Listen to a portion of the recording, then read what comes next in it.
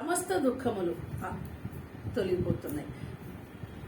ప్రసన్న చేతసః ప్రసన్న మనస్కుడైన కర్మయోగి యొక్క ఇక్కడ చూడండి, ప్రసన్న మనస్సు అనేది మన దాకా వచ్చింది అంటే కర్మయోగే.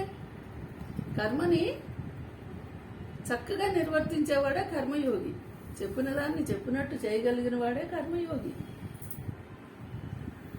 నీకు నిర్దేశించిన పని నువ్వు చేయటమే కర్మయోగి. ఈ జీవితంలో వచ్చాము ఈ లోకంలో కంటే ఆల్రెడీ మనం ఏదైతే నిర్దేశించాడో మన కోసం అటులన్నీ మనం చేయవలసిందే. నీకు అప్పగించిన పని నువ్వు చేయటమే కర్మయోగం. ఇలా తెలుసుకున్నవాడు బుద్ధి ద్వారా ఆసు హి అంటే శీఘ్రముగానే అంటే వెంటనే పర్యవతిష్టంతే పరమాత్మ యందే పూర్తిగా స్థిరమగును. ఇప్పుడు చూడండి, కర్మయోగిగా మారిన వాడు నీ డ్యూటీని నువ్వు మర్చిపోకుండా చేయగలిగిన వాడు ఎలా ఉంటాడు?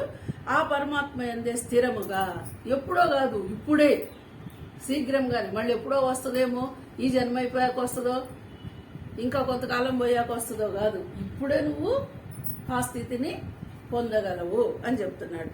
అంటే అతని దుఃఖములను ఎలా పొందుతామండి? ఇప్పుడు చూడండి, దుఃఖము అనేది లేకపోతే ఉన్నదేంటి? ప్రశాంతత కదా. ఆ ప్రశాంతత మనసు ఏమిటంటున్నాడు? నేనేనంటున్నాడు పరమాత్మ. ఇప్పుడు నాకు పరమాత్మకి దుఃఖము లేదు, సుఖము లేదు. అవి నువ్వు కల్పించుకుంటున్నావు. నేను అనేటువంటి దేహంతో కలిసిన నేను. ఇప్పుడు ఇక్కడ నేను ఎవరు? ఏ నేనుని? దేహంతో కలిసిన నేను. పరమాత్మతో కలిసిన నాకేమో ఏ దుఃఖము లేదు. అంటే నేను అనేది ఎన్ని పాత్రలు పోషిస్తుందో మనం చూడండి. ఒక నేనునే మనం ఎప్పుడైనా చెప్పుకుంటుంటాం కదా.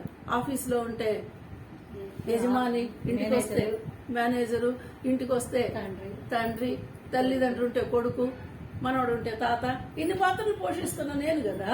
మరి ఆ నేను ఇప్పుడు సుఖ దుఃఖాలకు లోను కాకుండా ఉండాలి అంటే నేను ఈగో ఇవన్నీ పోషిస్తున్న నేను అనుకున్నప్పుడు వాటికి సంబంధించిన పనులు చేస్తున్నాము. మరి ఆ నేను పరమాత్మనే. ఇంకా నాకు వీటితో దుఃఖం ఎందుకు, సుఖమేంటి అనుకున్నప్పుడు ఇంకా సుఖము దుఃఖము ఆ నేనుకు లేదు. అన్ని నేనులకి నేనుగా రకరకాల విషయాలు ఉన్నాయి. కానీ అసలైన నేనెవరు అది తెలుసుకున్నప్పుడు ఆ నేనుగా గుర్తించగలిగితే సుఖం లేదు, దుఃఖం లేదు. ఈ విధంగా తెలుసుకో అంటాను. అంటే మన ప్రసన్నతను పొందిన వెంటనే అతని దుఃఖములన్నీ నశించును. ఇక్కడే మనకి కొంచెం కష్టం అనిపిస్తుంది. ఏమిటండి ఇంతనే తెలుసుకుంటున్నాము, చదువుతున్నాము, ఎంతో మంది చెప్తే వింటున్నాము, ఆ మనసుకి ఎందుకు ఆ ప్రశాంతత రావటం లేదు. ఇదే కదా అందరి బాధ. రావట్లేదు అంటారు. మరి ఈయనేమో ఇక్కడ ఏం చెప్తున్నాడు ఈ కృష్ణ భగవానుడు? ఎప్పుడైతే నువ్వు ఆ ప్రసన్నతను తెలుసుకుంటావో నీ దుఃఖాలన్నీ పోతాయి అంటాడు. మరి ఈ ప్రసన్నతని తెలుసుకునేది ఎప్పుడు, దుఃఖాలను పోగొట్టుకునేది ఎప్పుడు సామాన్యుడు? అంటే ఇది ఎలా ఉంది?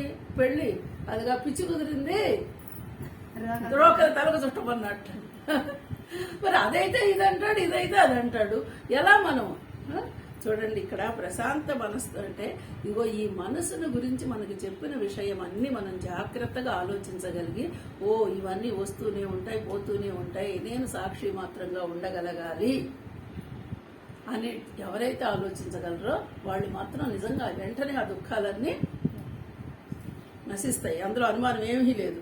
ప్రసన్న చిత్తుడునైన కర్మయోగి యొక్క బుద్ధి అన్ని విషయముల నుండి వైదొలిగి పరమాత్మనందు మాత్రమే పూర్తిగా స్థిరమగును. చూడండి, ఇట్లాంటి ప్రసన్న చిత్తుడు అంటే ఏది వచ్చినా స్వీకరించగలగడం. కష్టమైనప్పుడు చేసావు, కష్టమైన సుఖమైన ఎదుటివాడు నిందించారనో లేకపోతే ఇంకోటనో నువ్వు కావాలనుకున్నది రాలేదు. నిన్నటి శ్లోకంలో అనుకున్నాం కదా, క్రోధం ఎలా పెరుగుతుందో.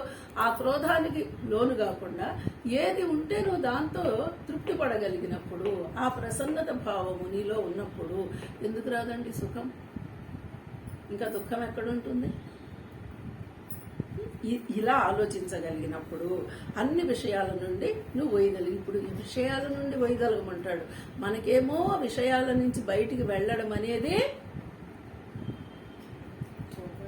సుతరాము కుదరడంలా. ఎందుకంటే ఇంకా మనం విషయాల సేకరణలోనే ఉంటున్నాం.